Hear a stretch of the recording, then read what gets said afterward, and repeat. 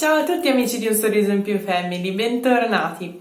Io sono Angelica e oggi torno con un nuovo racconto che si intitola Il gatto nel pollaio. Il giorno in cui Alex conobbe Macchia aveva da poco compiuto 10 anni. Vi starete chiedendo chi sia Alex e chi sia Macchia. Alex era un bambino e, come tutti i bambini, amava tantissimo giocare, soprattutto ai videogiochi. Macchia era un gatto, ma non un gatto come tutti gli altri.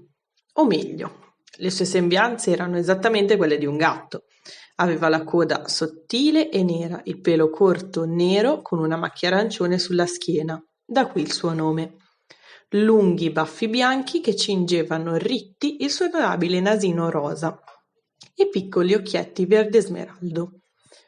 A vederlo era proprio un bel gatto, ma l'aspetto era tutto ciò che condivideva con il mondo felino.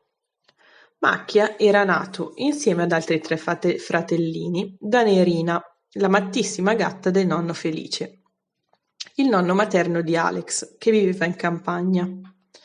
Sebbene Alex volesse molto bene al nonno, non amava andare da lui. Lì internet non prendeva, dunque non era possibile giocare online a videogiochi con i suoi amici, né poter chattare con loro. Per questo motivo, quando sua madre decise che, durante le festività pasquali, sarebbero rimasti per tutto il fine settimana dal nonno, per lui fu davvero una notizia terribile. 3 giorni interi senza poter usare internet. Era inconcepibile.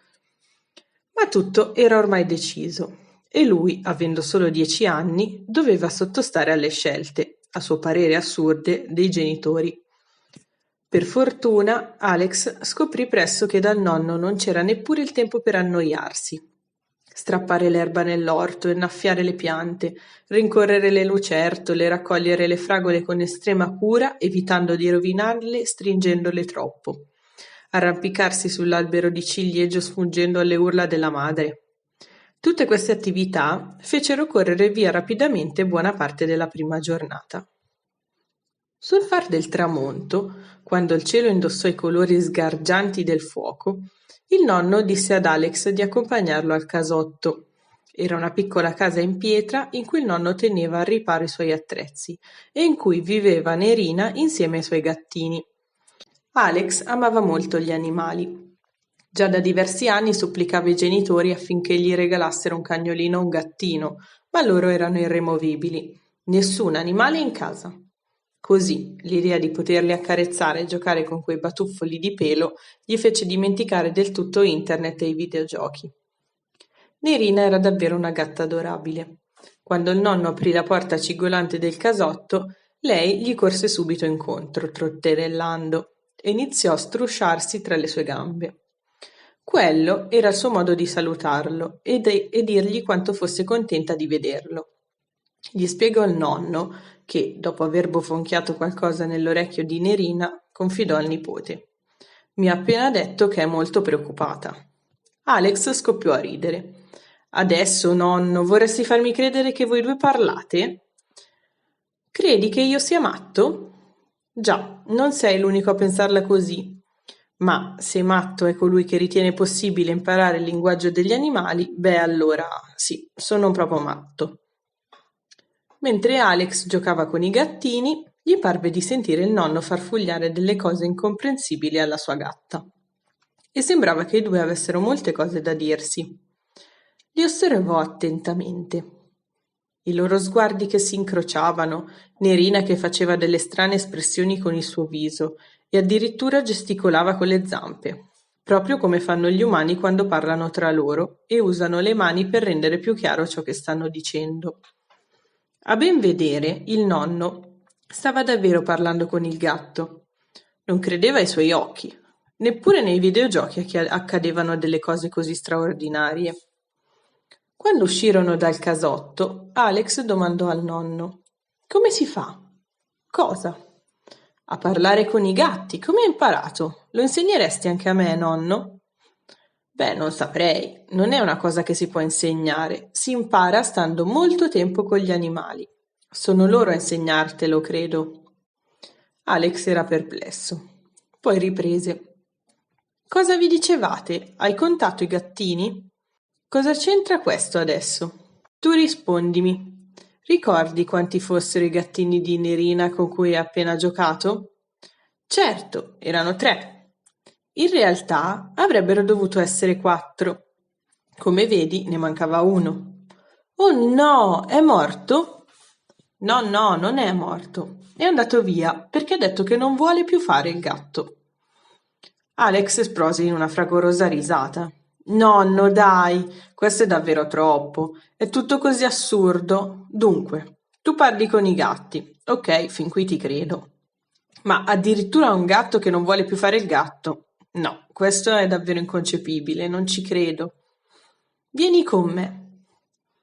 Il nonno si avviò verso il pollaio e, durante il tragitto che lo separava dal casotto, fornì al nipote delle spiegazioni affascinanti sulle galline.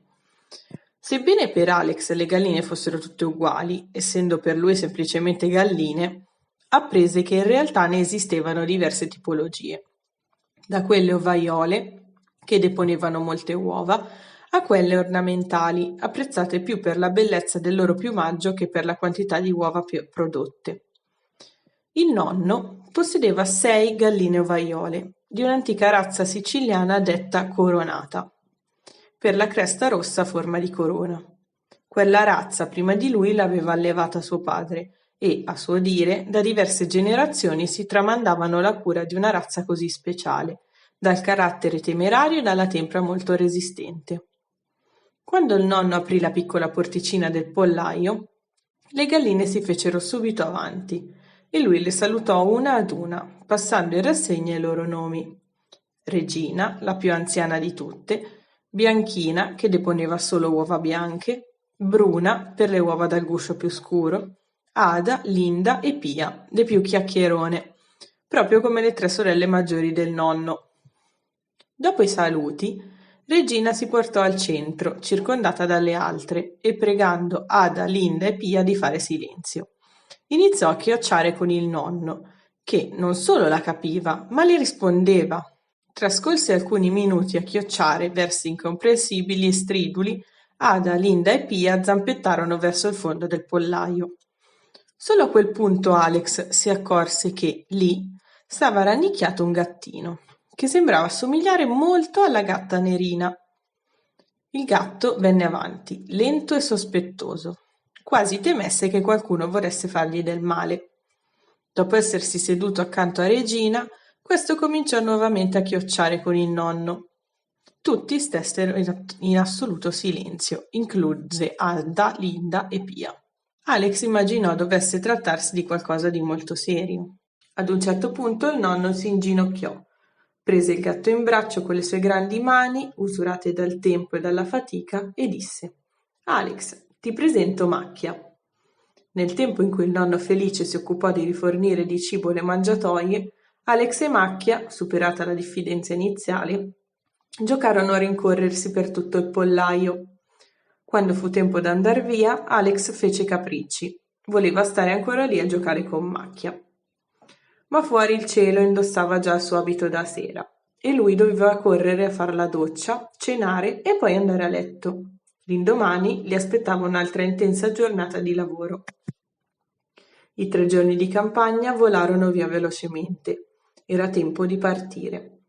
Alex era molto triste, non voleva separarsi da Macchia. Si fece promettere dai genitori che lo avrebbero portato dal nonno ogni fine settimana. Prima di andar via, il nonno lo accompagnò a salutare Nerina, i gattini, le galline e soprattutto Macchia. «Perché Macchia non vuole più fare il gatto?» chiese Alex al nonno prima di salire in macchina. «Perché ha scelto ciò che lo rende davvero felice. Lui non ama catturare i topi, anzi, è loro amico. Finché gli altri gatti non lo accetteranno, vivrà con le galline, che gli hanno offerto comprensione e appoggio. Anche io da grande potrò scegliere ciò che mi rende felice? Sarai grande proprio nel momento in cui farai ciò che desideri realmente, non quelli che gli altri si aspettano da te». Spero che anche il racconto di oggi vi sia piaciuto. Noi ci vediamo nel prossimo video. Ciao a tutti!